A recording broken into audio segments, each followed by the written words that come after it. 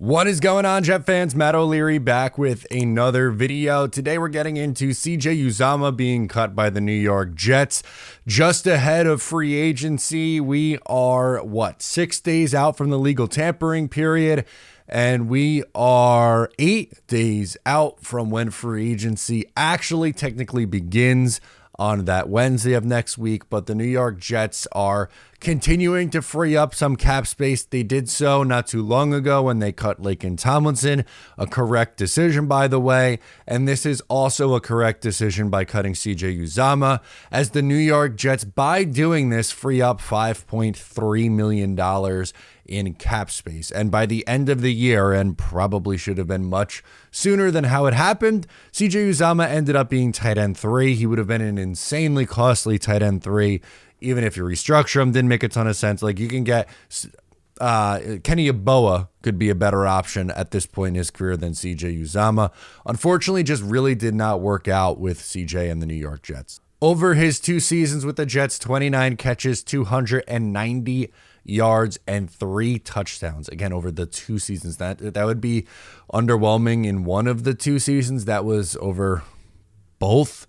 And something else that he was supposed to be very good at, blocking, was not it this year. Unfortunately, had a massive holding penalty that negated a touchdown in the game against the Las Vegas Raiders.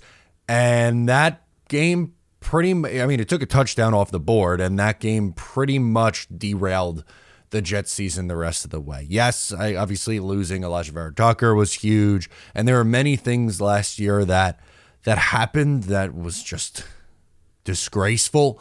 But that touchdown coming off the board and losing that game on the road in Vegas was one of the more frustrating Jets games, not only of the season, but of the last few years.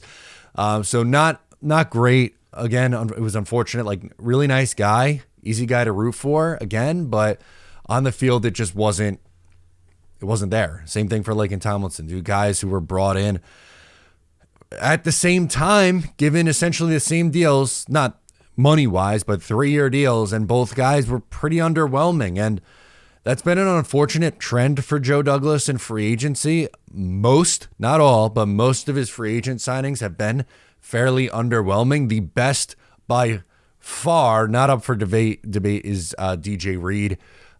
George Fant ended up being okay. Morgan Moses was a good stopgap, but there's been some ugly swings and misses in free agency, and CJ Uzomah unfortunately makes that list. Okay, now the part 2 to this, we said that it frees up $5.3 million in cap space. So what are the Jets at in cap space? According to Over the Cap, after cutting CJ Uzomah, that gets you up to $26 million in cap space. It's better, but not great. Don't worry though, there are ways to get more cap space, which I'm sure is the next logical question here. That's what I was thinking, right? Because this is what this move does, brings you up to, again, as I said, 26 million. So it was 20 and change, now up to 26 million. But you can get that number significantly higher if you wanted to. Restructuring JFM and CJ Mosley gets you up to $45.7 million, which is real nice.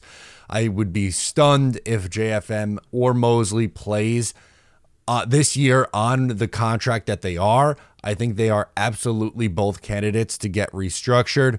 And then DJ Reed, I would extend him. If you extend DJ Reed in 2024, going into the 24 season, it frees up $7.5 million this year against your cap, which then leads you to, drumroll please, a nice big number of 53.2.